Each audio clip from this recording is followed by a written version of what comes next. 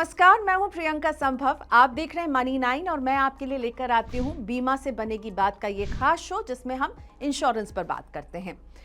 Insurance बहुत ही ज़रूरी financial product है, आपके पास होना चाहिए, चाहे हेल्थ इंश्योरेंस हो, लाइफ इंश्योरेंस हो, कार इंश्योरेंस हो या होम इंश्योरेंस हो। तो हमारे इस शो में हम हमेशा आपको बताते रहते हैं कि कौन सी वो गलतियां जिससे आपको बचना है। लाइफ इंश्योरेंस खरीद रहे हैं तो कौन से वो फीचर्स हैं जो उस प्रोडक्ट में आपके लिए होना चाहिए। लेकिन आज हम प्रोडक्ट पर नहीं फोकस करके आपकी जेब पर फोकस करने वाले हैं, क्योंकि आपकी जेब को एक अच्छी खबर मिली है। जी हाँ, इस बार जीएसटी काउंसिल की जो 56th मीटिंग थी उसके बाद वित्त मंत्री निर्मला सीतारमण ने बड़ी अनाउंसमेंट की। इंश्योरेंस पर से जीएसटी को खत्म कर दिया है, यानी लाखों लोगों की जेब पर अब प्रीमियम का बोझ कम होने वाला है। लेकिन हाँ, मैंने कहा कम होने वाला है क्योंकि सवाल भी कई सारे उठ रहे हैं। तो आज अपने इस वीडियो में हम कोशिश करेंगे आपके सारे सवालों का जवाब देने की। लेकिन हाँ, सरकार का एक नोट आना ज़रूरी है कि किस तरह से इसे लागू किया जाएगा, उसका इंतजार जारी है। तो अभी हमें जितनी जानकारी है उसके ज़रिए हम उन सवालों का जवाब देने की कोशिश करते हैं।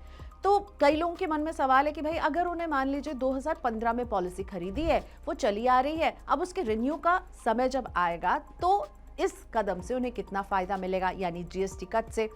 और 18% से जीएसटी सीधा 0 पर पहुंच गया है, तो क्या पूरा फायदा मिल जाएगा या अभी भी बहुत सारे इफ्स एंड बट्स बचे हुए हैं। तो चलिए बारी बारी से हमारी कोशिश होगी कि इन सवालों का हम आपको जवाब दे सकें। पहले कहानी शुरू होगी इस बात से कि जीएसटी कट जो मिल रहा है वो किस तरह के बीमा पर लागू है। तो सरकार ने कहा है कि इंडिविजुअल लाइफ इंश्योरेंस और हेल्थ इंश्योरेंस पर लगने वाले जीएसटी को 0 कर दिया गया है और ये नया नियम 22 सितंबर 2025 से लागू होगा। इसमें जो इंडिविजुअल शब्द लगा हुआ है ना इंश्योरेंस के पहले, वो बहुत इंपॉर्टेंट हो जाता है। इंडिविजुअल से मतलब है कि जब आप खरीदेंगे, आप एक लाइफ इंश्योरेंस खरीदेंगे, आपको ये छूट मिलेगी। आप हेल्थ इंश्योरेंस खरीदेंगे, खुद से जब खरीद रहे हैं, अगर आपका संस्थान यानी आपको ऑफिस से अगर वो बीमा मिल रहा है तो उस पर छूट नहीं मिलेगी। इसे और डिटेल में मैं आगे बताऊंगी, लेकिन पहले जान लेते हैं कि अभी तक क्या हो रहा था। अभी तक आपके इंश्योरेंस पर 18% जीएसटी लगता था, लेकिन अब इसे सीधा सरकार ने 0 पर पहुंचा दिया है। तो अब इस नील जीएसटी का फायदा किस तरह की पॉलिसीज पर मिलेगा, ये समझ लीजिए। जीएसटी रिफॉर्म का असर अभी अभी मैंने बताया, इंडिविजुअल लाइफ इंश्योरेंस प्लान्स, जिसमें कि आपके जो टर्म प्लान्स होते हैं, यूलिप प्लान्स होते हैं जिन्हें हम ट्रेडिशनल प्लान्स कहते हैं। ट्रेडिशनल प्लान में इंडोमेंट पॉलिसीज भी आ जाती है। ये जितने भी प्लान्स हैं जिसमें आपको लाइफ कवर के साथ साथ एक इन्वेस्टमेंट का पोर्शन होता है, तो जो लाइफ कवर वाला हिस्सा है जिस पर अभी 4.5% का जीएसटी आप अदा करते थे, वो भी 0 कर दिया गया है। तो टर्म प्लान्स जिस पर आप 18% जीएसटी देते थे वो नील पहुंच गया है। इंडोमेंट प्लान्स जिसमें ट्रेडिशनल पॉलिसीज होती हैं जिसमें आप 4.5% की जीएसटी अदा करते थे, वो भी अब नील पहुंच गया है। जो दूसरा बीमा का प्रोडक्ट है जिसमें आपको राहत मिलने वाली है वो है हेल्थ इंश्योरेंस पॉलिसी, और इसमें भी इंडिविजुअल हेल्थ इंश्योरेंस पॉलिसी पर ही ये राहत मिलेगी। जिसका मतलब हुआ कि आप जब खुद के लिए बीमा पॉलिसी खरीदेंगे, अपने फैमिली के लिए फैमिली फ्लोटर प्लान खरीदेंगे या फिर अपने सीनियर सिटीजन पेरेंट्स के लिए बीमा खरीदेंगे, तो उसका जीएसटी जो है वो अब नील पहुंच गया है, यानी जीएसटी एग्जेम्पशन का फायदा आपको हेल्थ पॉलिसी पर मिलेगा। लाइफ और हेल्थ इंश्योरेंस की तो बात हो गई, लेकिन ऐसी भी पॉलिसी हैं जिस पर इस बदलाव का कोई असर नहीं होगा और इस पर नंबर 1 पोजीशन पर है ग्रुप इंश्योरेंस पॉलिसीज। ये जीएसटी के दायरे में अभी भी रहेंगी। ये छूट सिर्फ और सिर्फ इंडिविजुअल पॉलिसी पर ही मिल रही है। तो अगर आपके पास एक कॉर्पोरेट हेल्थ प्लान है जो आपका एम्प्लॉयर आपको दे रहा है, उस पर जीएसटी रेट अभी भी 18% पर ही बरकरार है। आपको फायदा तब मिलेगा जब आप खुद से पॉलिसी खरीद रहे हैं अपने लिए, अपनी फैमिली के लिए। अब बात करते हैं कि पुरानी पॉलिसी पर इसका क्या असर होगा। तो आपको बता दें कि इस ऐलान का असर पुरानी पॉलिसी पर भी होगा, लेकिन उस पॉलिसी का प्रीमियम 22 सितंबर के बाद ही ड्यू होना चाहिए तभी। मतलब अगर आपकी जो पुरानी पॉलिसी है उसका रिन्यू डेट 22 सितंबर के बाद आ रहा है तो आपको जीएसटी एग्जेम्पशन का फायदा मिलेगा। लेकिन अगर आपकी पॉलिसी का रिन्यूअल जो है वो 22 सितंबर से पहले पड़ रहा है, मान लीजिए 16 सितंबर को वो डेट है जब आपको पॉलिसी के रिन्यूअल का पेमेंट करना है, आपको लगेगा कि भाई अब कुछ ही दिन दूर हैं, जीएसटी एग्जेम्पशन का फायदा मिल जाएगा अगर आप ये रिन्यूअल प्रीमियम जो है 22 सितंबर के बाद पे करेंगे, यानी 1 महीने का ग्रेस पीरियड मिलता है जो, तो ये आप गलती कर रहे होंगे क्योंकि इस एग्जेम्पशन का फायदा आपको तब नहीं मिलेगा। 22 सितंबर से पहले पड़ने वाली रिन्यू डेट का प्रीमियम आपको जीएसटी के साथ ही चुकाना है, चाहे आप वो ग्रेस पीरियड के दौरान ही क्यों ना चुका रहे हो, यानी 22 सितंबर के बाद भी चुकाएंगे, पर क्योंकि उसकी ओरिजिनल डेट जो है 16 सितंबर की है तो आपको जीएसटी रेट कट का फायदा नहीं मिलेगा। और ठीक ऐसे ही अगर आपके पास एक multi year health insurance plan है जिसमें अक्सर लोग 3 से 4 साल का प्रीमियम एक बार वन टाइम पेमेंट करके चुका देते हैं, उन्हें भी इस रेट कट का फायदा नहीं मिलेगा, क्योंकि अगर आपने आगे के साल के लिए प्रीमियम चुकाया है 18% जीएसटी के साथ और अब 18% से 0% जीएसटी हो गया है, तो उस प्रीमियम पर आपने जो हाई टैक्स अदा किया है ना, उसे वापस नहीं दिया जा रहा है।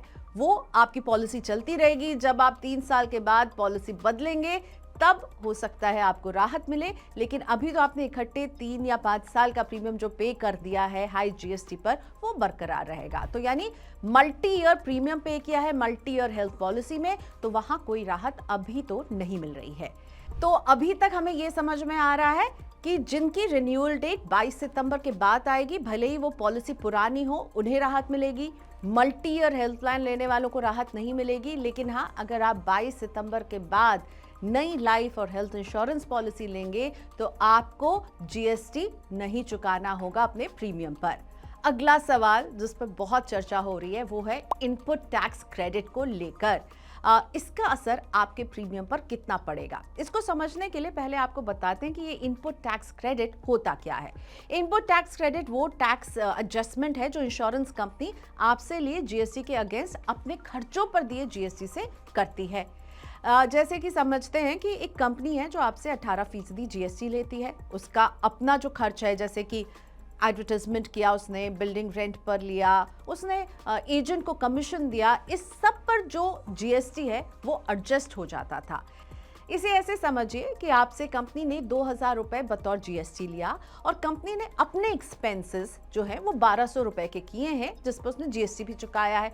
तो कंपनी इस 1200 रुपए को आपसे लिए गए 2000 रुपए से एडजस्ट करने के बाद 800 रुपए सरकार को बतौर टैक्स के रूप में चुकाएगी।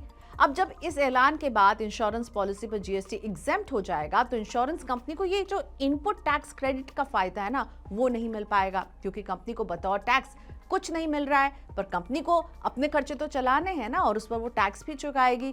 तो ऐसे में इंश्योरेंस कंपनी का खर्च तो बढ़ जाएगा, आपके लिए फिर वो क्या प्रीमियम सस्ता करेगी?